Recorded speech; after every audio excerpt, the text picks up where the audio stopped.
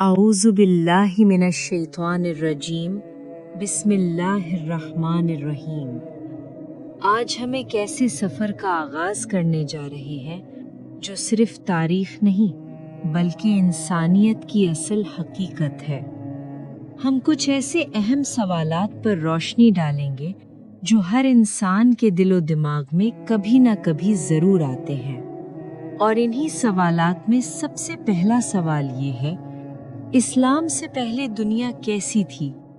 کیا واقعی لوگ پتھروں کو اپنا خدا مانتے تھے؟ کیا سچ میں معصوم بچیوں کو زندہ دفن کر دیا جاتا تھا؟ اور سب سے بڑا سوال یہ ہے، انسانیت کی شروعات کیسے ہوئی؟ آئیے وقت کے پردے ہٹاتے ہیں اور چلتے ہیں اس دور کی طرف جب نہ کوئی شہر تھا، نہ کوئی تہذیب، نہ کوئی روشنی، صرف ایک زمین تھی جو خاموش تھی اور ایک انسان جو ابھی پیدا نہیں ہوا تھا۔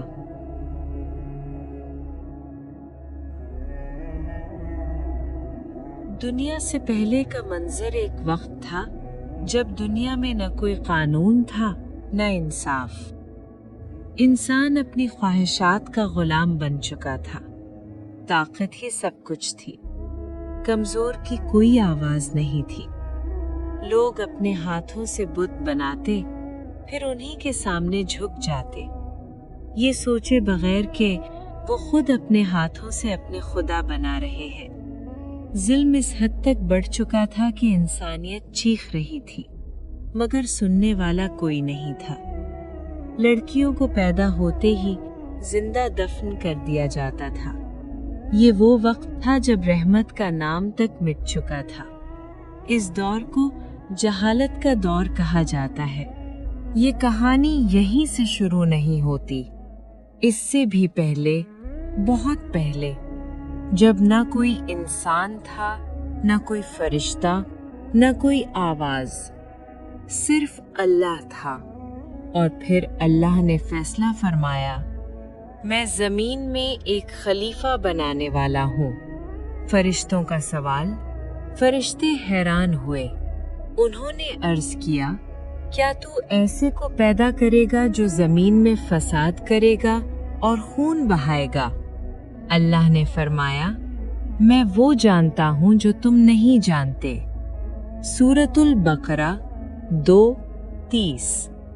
حضرت آدم علیہ السلام کی تخلیق اور پھر انسانیت کی پہلی کہانی شروع ہوتی ہے۔ حضرت آدم علیہ السلام اللہ کی پہلی تخلیق نہیں بلکہ انسانیت کی ابتدا۔ اللہ نے آدم علیہ السلام کو مٹی سے پیدا کیا، انہیں اپنے ہاتھوں سے بنایا اور ان میں اپنی روح پھونکی۔ سورہ صاد آیت 71 سے 72۔ پھر اللہ نے انہیں علم عطا فرمایا، ایسا علم جو فرشتوں کو بھی نہیں دیا گیا تھا، ہر چیز کے نام، ہر حقیقت کی پہچان۔ سورہ بقرہ آیت 2 آیت 31۔ سجدہ اور ابلیس۔ پھر حکم آیا، آدم کو سجدہ کرو۔ سب نے سجدہ کیا مگر ایک نے انکار کر دیا، ابلیس۔ اس نے تکبر کیا، میں اس سے بہتر ہوں، مجھے آگ سے پیدا کیا گیا ہے اور اسے مٹی سے۔ سورہ اعراف آیت 7 آیت 12۔ ابلیس کا انجام، یہی تکبر اس کی تباہی بن گیا۔ اللہ نے اسے اپنی رحمت سے نکال دیا اور قیامت تک کے لیے لعنت کر دی۔ مگر ابلیس نے وعدہ کیا، میں انسان کو بھٹکاؤں گا۔ جنت اور آزمائش۔ پھر اللہ نے آدم علیہ السلام اور حوا علیہ السلام کو جنت میں رکھا اور فرمایا، جو چاہو کھاؤ مگر اس درخت کے قریب نہ جانا۔ مگر شیطان نے وسوسہ ڈالا، انہیں بہکایا اور وہ اس درخت کی طرف چلے گئے۔ زمین پر اتارنا۔ جب انہوں نے غلطی کی تو انہیں احساس ہوا، انہوں نے توبہ کی، اے ہمارے رب، ہم نے اپنی جانوں پر ظلم کیا۔